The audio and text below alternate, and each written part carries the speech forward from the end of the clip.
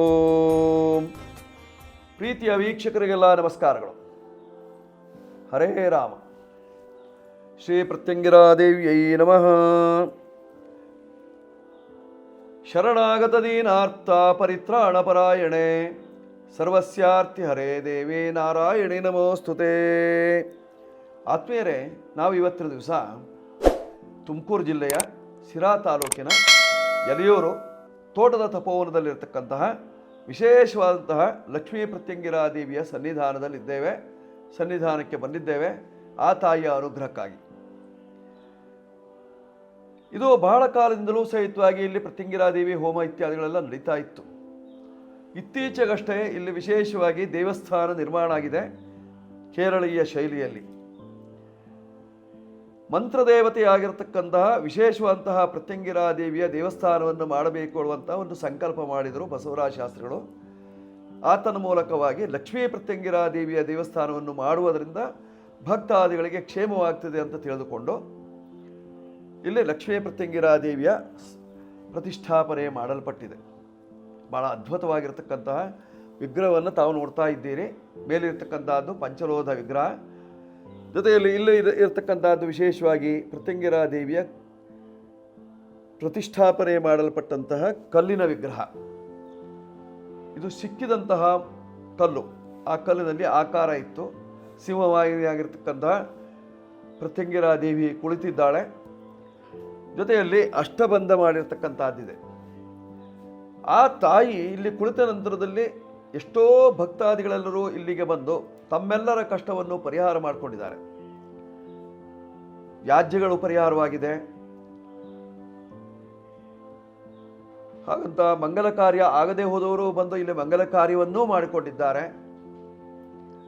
ಜೊತೆಯಲ್ಲಿ ಹಣಕಾಸಿಗಾಗಿ ಹರಕೆ ವಗೈರೆಗಳನ್ನು ಮಾಡಿಕೊಂಡವರಿದ್ದಾರೆ. ಒಟ್ಟಾರೆ ಅವರವರ ಮನಸ್ಸಿನ ಕಾಮನೆಗಳನ್ನು ಪೂರೈಸಿದಂತಹ ದೇವತೆಯಾಗಿದ್ದಾಳೆ ತಾಯಿ ಪ್ರತ್ಯಂಗಿರಾದೇವಿ. ಆ ಪ್ರತ್ಯಂಗಿರಾದೇವಿಯ ಸ್ವರೂಪವನ್ನು ತಾವು ನೋಡ್ತಾ ಇದ್ದೀರಿ, ಹೇಗಿದ್ದಾಳೆ ಹೇಳುವಂತಹದ್ದನ್ನು.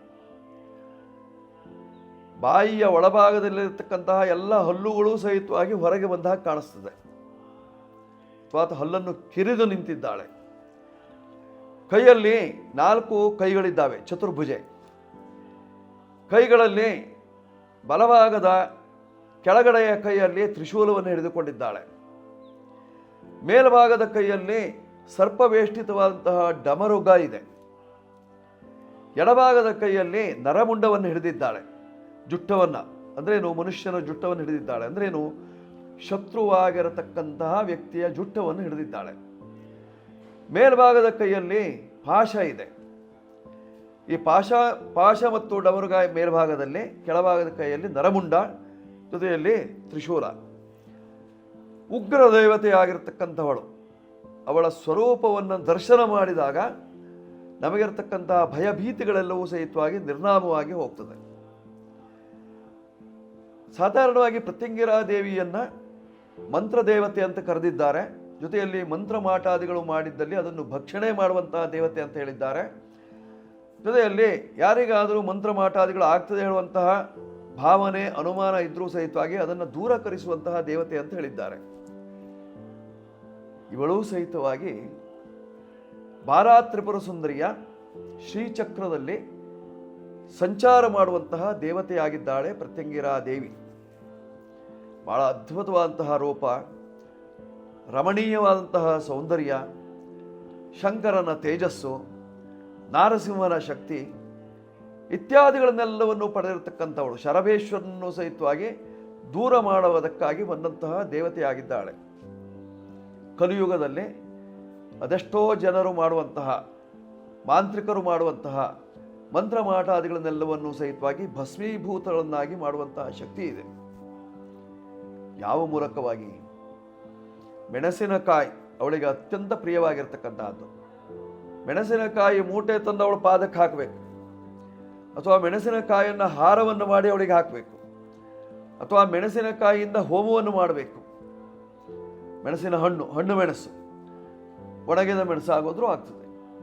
ಅದನ್ನು ಹೋಮಕ್ಕೆ ಹಾಕಿ ಹೋಮವನ್ನು ಮಾಡಿದಾಗ ಆಶಾಂಬರ, ದಿಕ್ಕೆ ಅಂಬರವಾಗಿ ಉಳ್ಳಂತಹ, ದಿಕ್ಕೆ ದಿಕ್ಕಲ್ಲೂ ಸಹಿತವಾಗಿ ಕಷ್ಟವನ್ನು ದೂರ ಮಾಡುವಂತಹ